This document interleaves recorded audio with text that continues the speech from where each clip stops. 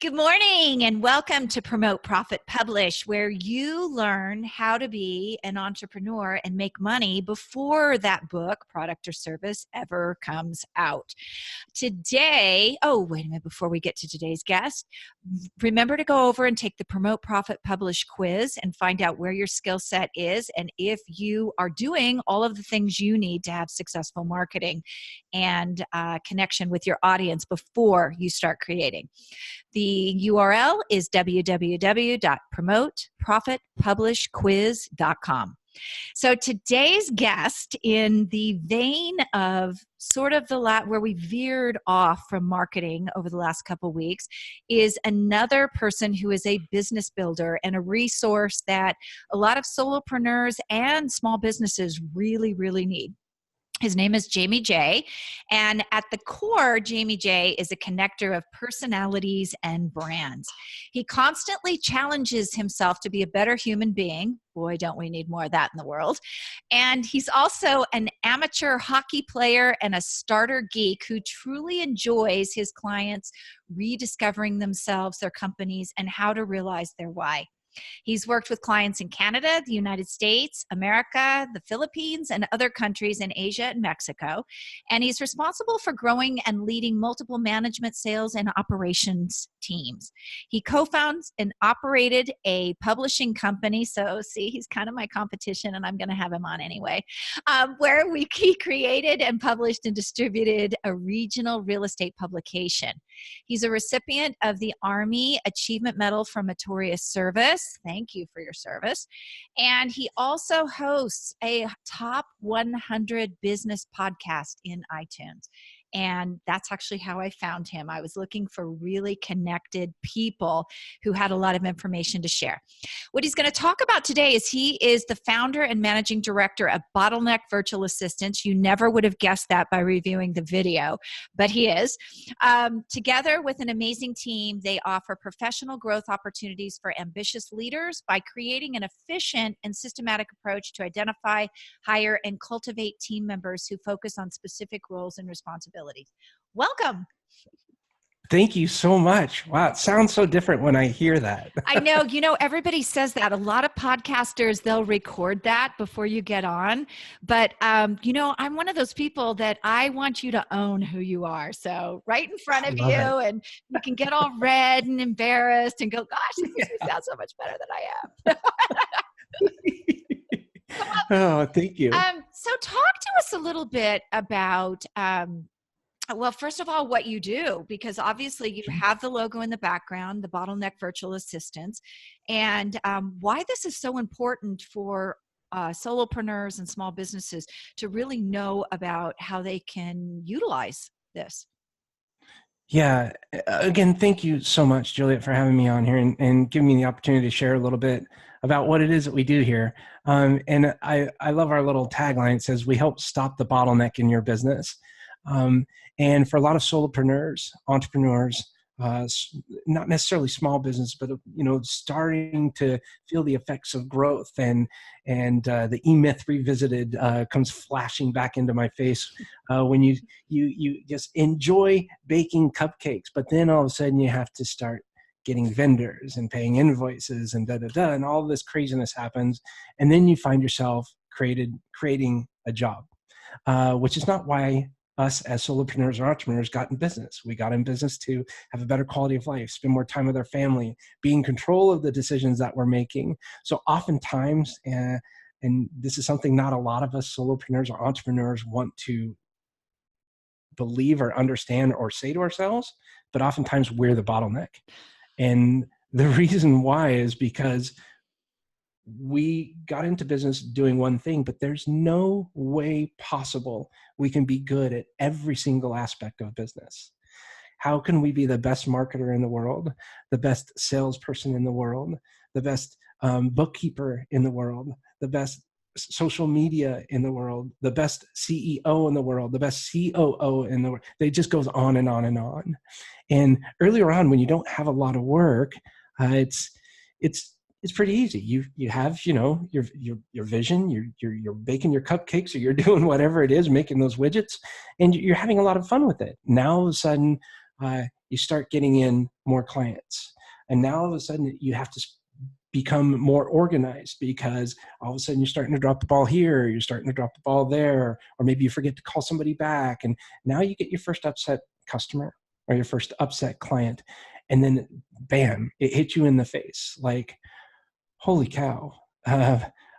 How am I doing all this? I'm not able to make it home and eat with the family, or maybe I had to cancel the trip with a wife or your husband or boyfriend or girlfriend or spouse, whatever that may be, this weekend, because you had to work this weekend in order to make up for everything you missed this week so that could be done on Monday. And all this starts bearing down your shoulders. It starts crushing you. And of course, you fall back into that job. Why you left corporate America, or why you left, the security of that job, because you had this grandiose idea, and now all of a sudden you feel like you're in the back in the same place. So this is one of the reasons why I'm a huge systems and processes person. One of my favorite mantras is do something as if it's the last time you're ever going to do it, meaning document, document, document. So especially for solopreneurs, when you're getting started, every single thing that you do that's a repetitive task in your business, I so encourage you to find what's best for you. Either you record, screen capture, you write it down, whatever it is, but write down everything that you do in your business and the steps you do to complete those tasks. This does two things for you. It builds clarity for you and direction. And the second thing is, if you ever do want to hire somebody because you're getting so busy, there's no way that you can just look into Juliet Clark's brain and know exactly what she's thinking. However, and that happens all the time. They're like, how do you not know this? Well, I'm not Juliet Clark. But if you give somebody a written down workflow or process or system, there is no way someone can look at that and not know what you expect of them. So just a couple things that we do here at Bottleneck to help encourage people to really get their businesses going by systematizing the process. And that is such a great point, because I will admit I want to stay in my zone of genius, and I am so impatient when it comes to training. Like, really, I might actually be up there as like the monster boss from hell. I don't know. Aww. I don't know. I'm super, super impatient when it comes to that. So let me ask you, you just kind of told us what the big bottleneck that you think is in most businesses today. How do you know when you're ready to hire? Oh, great question. I kind of touched on that a little bit, but if you're late for meetings, if you're forgetting stuff, if you're not following up, and by all means, one of the best things I could recommend for anybody, and you probably know about this and have shared with this, or maybe even told other people to do something like this, but the first thing I would do is I would take a DISC profile, and then possibly even an Enneagram or something like that. Figure out your communication style. Because a lot of understanding who it is that you are, where your strengths and weaknesses lie, is very important before you begin to hire anybody. So like you said, what would you say is your biggest strength? Getting things done. Getting things done. Okay. What do you like most about your business? Getting things done, action. Yeah. But no, Action. I would take that back. I think and this actually brings up a really good point. When I was hiring a coach last year, everybody wanted to take me out of the business.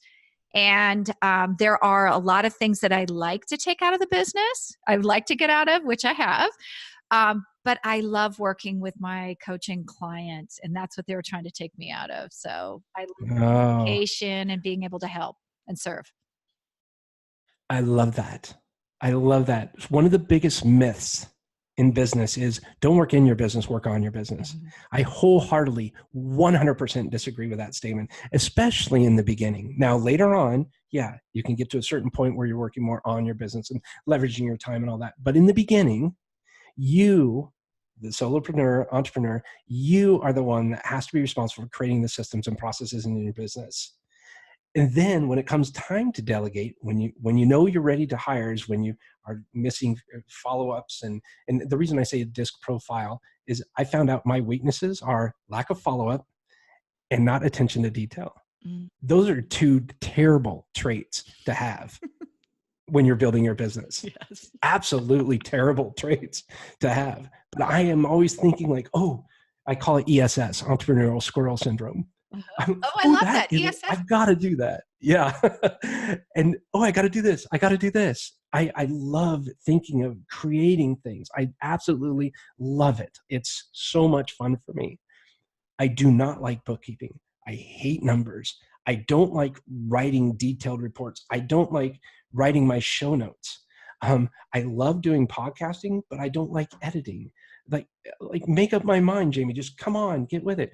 So what do? I understand where my strengths and weaknesses are so that I can hire somebody that thrives in that environment. And that was one of the big first wow moments of my life, was when I finally understood that I had to give up part of my baby to have someone else and trust in that person to do that. Here's the whole key though. Because I'm such a big systems and processes person, I document every single step that I do the way I do it. There's no worry now that I'm handing that document off to someone else. They literally say, step 1, log in. Step 2, click here. Step 3, click. And I did images, I did video, I did it all. And what I came to find out was they actually ended up improving that system and that process so much more, because that was their area of a zone of genius. That was their core focus. And then I was able to go on and do my squirrel stuff a little bit more and grow the business and have fun talking to you and that kind of thing. Because this is what I love doing. This is what gives me energy. Mm-hmm. And I think I shared with you, my thing that I hated was tech. So that's what my virtual assistant does now, is my tech. And I don't even know. I mean, I can log into Infusionsoft, but from there's nothing. And I don't care to know how to use it at all. No.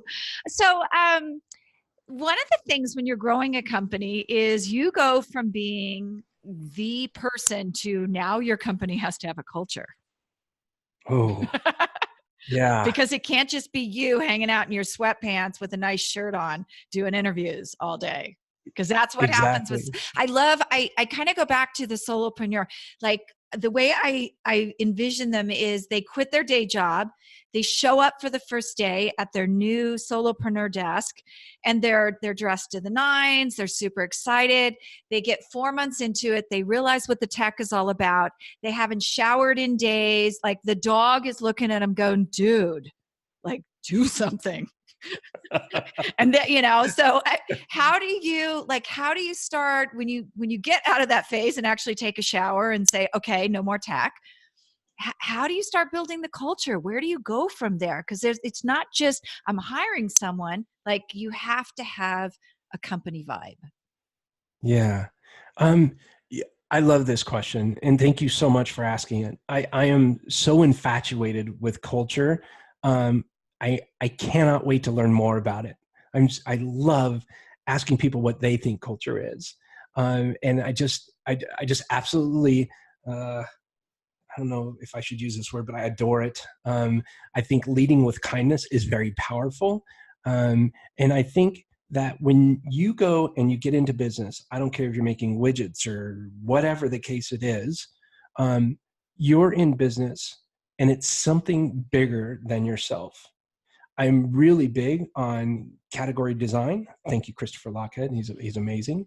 But defining what a category is and what impact or effect does that have on the community, on the environment, on whatever it is. And when I say environment, I'm not talking green. It could be green, right? No straws, right?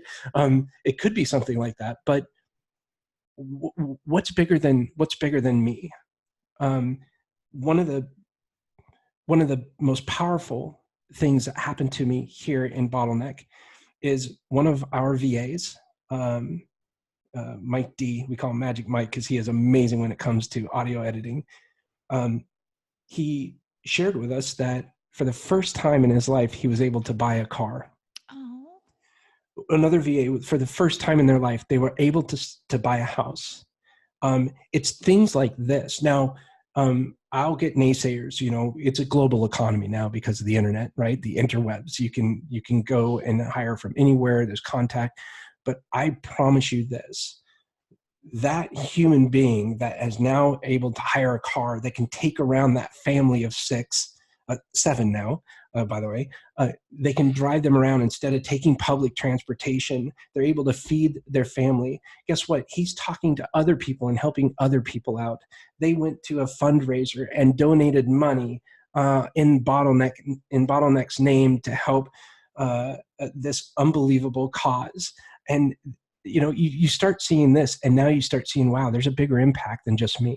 So yeah, we hire virtual assistants. We help companies stop the bottleneck in their business. We help them go from here to here. We help them leverage their time. We help train them, prepare them, get ready to hire somebody, know when to hire somebody. But it's so much bigger than that. And we call it the ripple effect. Mm-hmm. And the ripple effect is what that means. And so that's why I encourage people that are thinking about getting into business. What is the bigger impact? What is it? What is that category? What kind of effect will you have in the world? If you think about it in terms of that, like you don't come to us to hire virtual assistants. What you come to us for is help improve your quality of life. And I don't believe in a work-life balance. I believe in a life balance, because you're not happy at work or you're not happy at home. You're not going to be happy in the other. Mm-hmm. So what's the best way to go about growing your business? Fall in love with it. Fall in love with a passion. Fall in love with something that's bigger than yourself. And I promise you, your business will thrive. Now, isn't that's so opposite of how it was 20 years ago? And I will just, you could totally disagree with me if you want. I think social media had an impact on that, because when your business is out of alignment with your message, people know it now. They didn't used to know it before, like the company with kindness with the CEO who threw things at his employees. And, I actually worked at one of those places where the CFO would just scream at us. And in public, he's a really nice guy. You can't get away with that anymore. Your company culture that you declare has to be who you are. Oh my gosh. So a lot of people that don't have their systems and processes in line know that they should have some kind of a vision and a mission, but they haven't taken the time to really go through it and look into that world and see what that's going to be like, and dream about it for a while. Like, what is bigger than yourself? If you could do anything, what would it be? Because one of the biggest things that I think a lot of people overlook is that whole, what's normal to or ordinary for for you is extraordinary to others. I think it's a really big, man. I guess Maya Angelou said it best. People won't always remember you for what you say or do, but they'll always remember how you made them feel. Mm-hmm. And if you don't align your culture with emotional feelings, there's two reasons that people buy anything. One is from emotions, the other is from scarcity. That's it. Mm-hmm. So why not leverage yourself on the emotional side of things and building that for you only, that solopreneur? If you have that solid message down, everybody is going to buy into that. They love what you do. So they know they're coming into an environment of love, of kindness, or whatever it may be. You may not have love and kindness on Wall Street, right? But you have a vibe where the people that are there buy into that vibe, whatever that may be. So man, that's what culture means to me. It's all about behavior. Mm-hmm. It's all about emotion, and you got to be passionate. And I'm sorry, I get off my soapbox here, but I'm super passionate about this. Yeah, but I'm going to ask you here. You shared something with me before we started. Tell us about the attrition rate at your company, because you've developed this culture and because you have this passion. You have a pretty incredible attrition rate. Yeah, especially in this industry, remote based work, we have less than a 5% attrition rate, and I attribute that to two things. I attribute it large in part to culture, but also you have to have a system and process in place in order to set expectations early on. The second you don't have a system or a process in place, people don't know what it is expected of them. And the number one reason for disagreements is communication. Mm-hmm. The number one reason in misunderstandings, communication.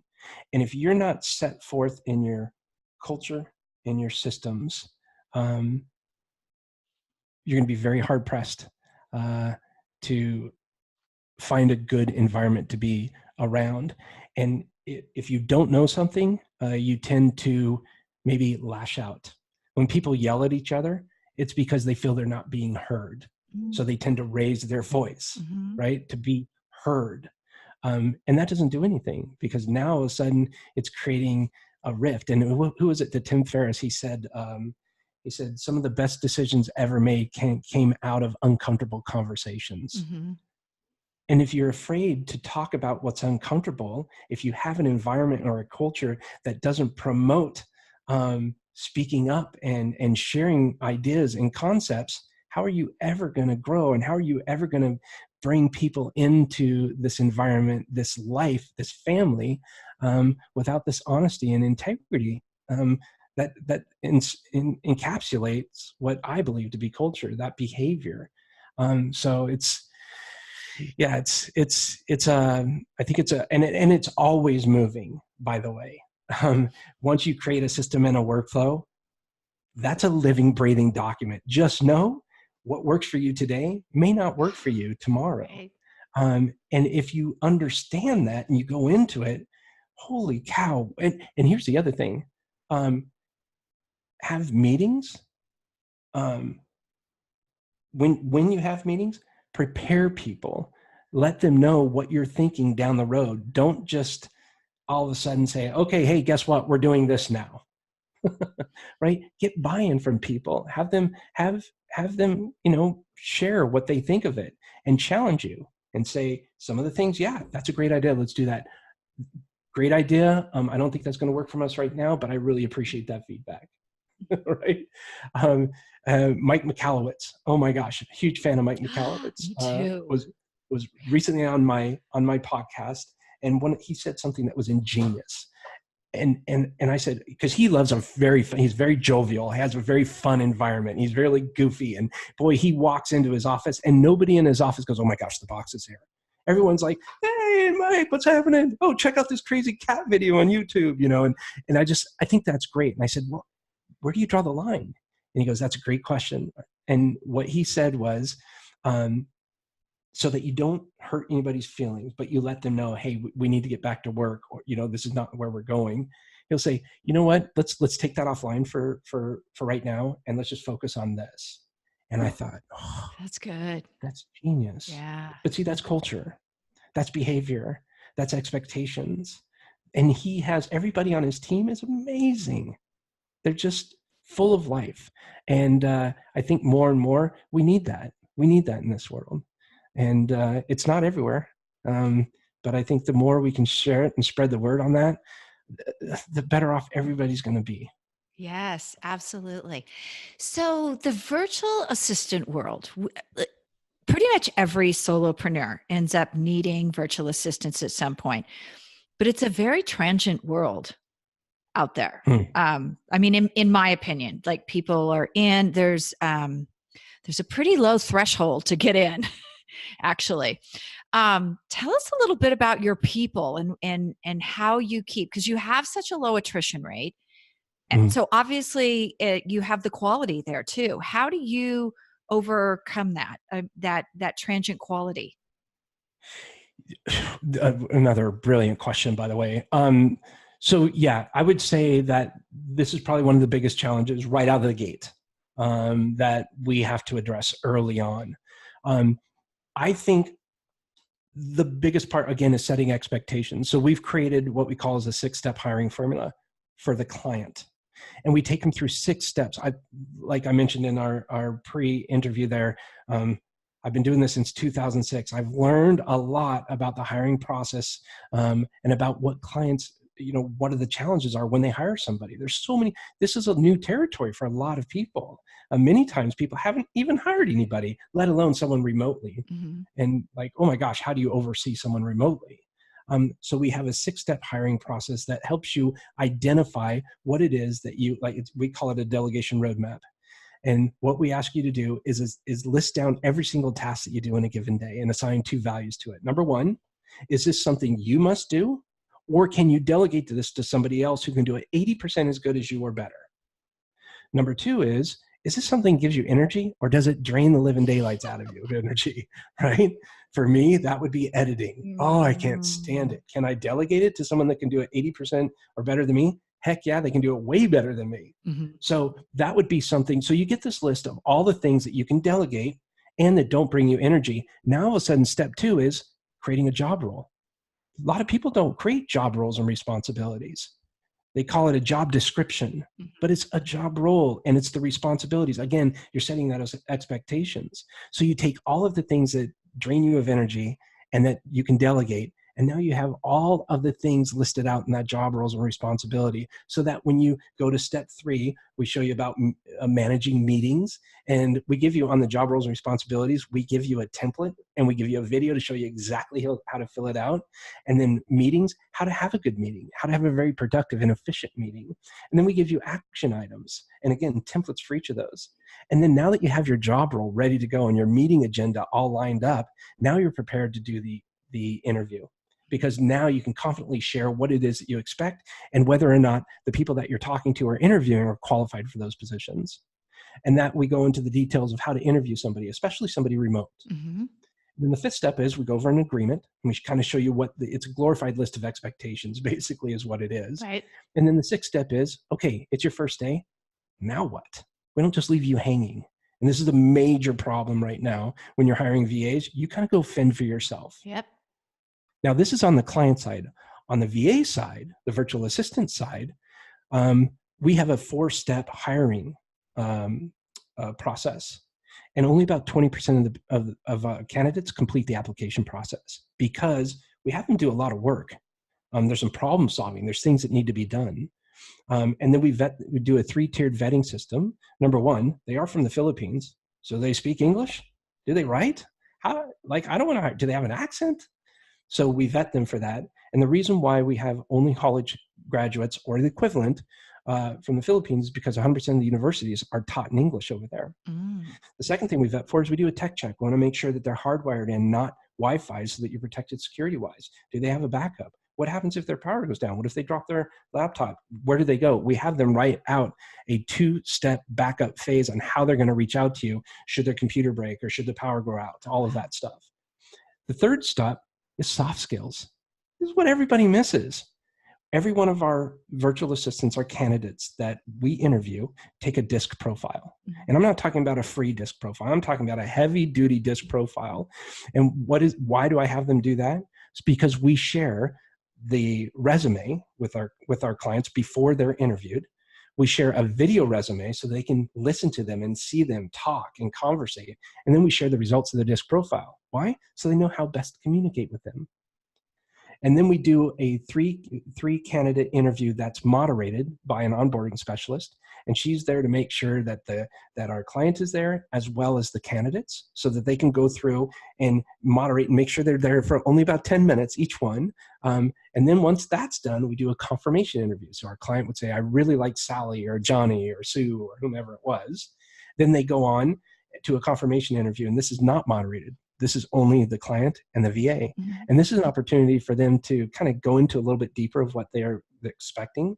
And we also encourage them to do a task, assign them a task. Uh-huh. Nothing more than 20 or 30 minutes, but then you get an idea of how they work, whether or not they do a good job. And then when they're done, they say, yes, I want to hire them, right?